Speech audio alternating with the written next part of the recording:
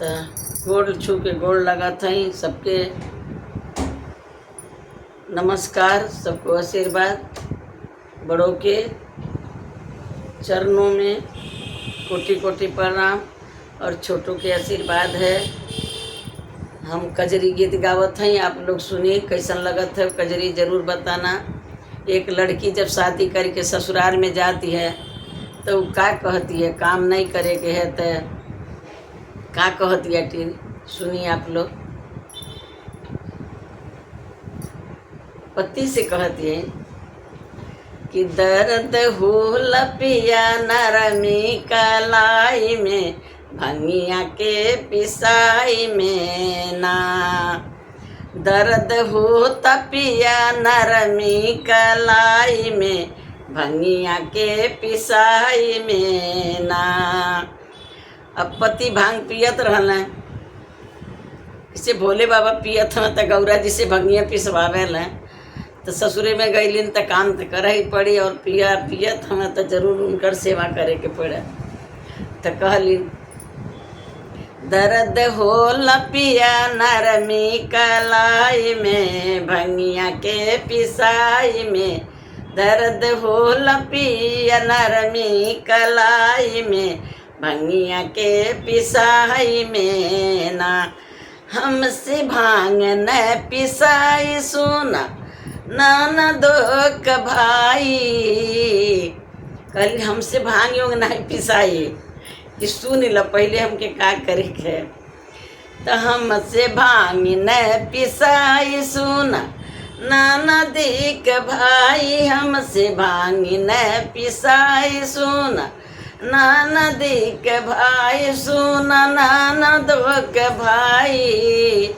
ते आग लाग तुहरे हो, आग लाग तुहरे नासा के पियाई में, भंगिया के पिसाई में ना।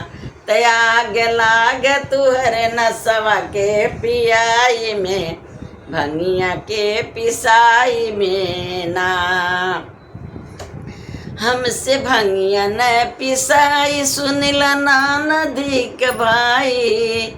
अगिया लाग तुहरे नासा के पियाई में, भंगिया के पिसाई में ना। ते अगिया लाग तुहरे नासा के पियाई में, भंगिया के पिसाई में ना। नैहर के रहली दुलारी, कवनो काम न कैले बाणी।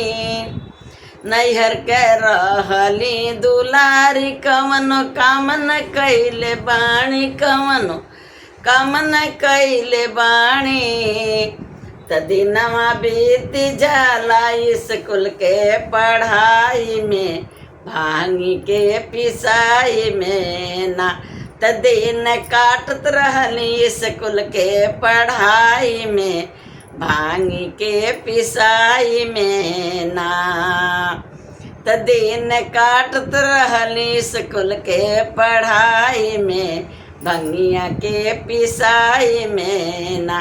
दर्द होला पिया हो नरमी कलाई में, भंगिया के पिसाई में ना। दर्द होला पिया हो नरमी कलाई में, भंगिया के पिसाई में ना। माई बाप के दुलारी, हाथ गोड़ सुकुआरी। तो माई बाप के दुलारी रहली हम अकेले, तो हाथ गोड़ हमार सुकुआर बा, काम नहीं कैले बाणी। तो कहती हटिन तो माई बाप के दुलारी, हथवा गोड़ सुकुआरी। हथवा गोड़ सुकुआरी। त दिनवा काटत रहली रोटी के बेलाई में, भंगिया के पिसाई में ना। हो दिनवा काटत रहली रोटिया के बेलाई में, भंगिया के पिसाई में ना। दर्द होला पिया हो नरमी कलाई में, भंगिया के पिसाई में ना। दर्द होला पियवा नरमी कलाई में, भंगिया के पिसाई में ना। तो धन्यवाद दीदी लोग, कैसन लगत है जरूर बताना। सबको राम राम।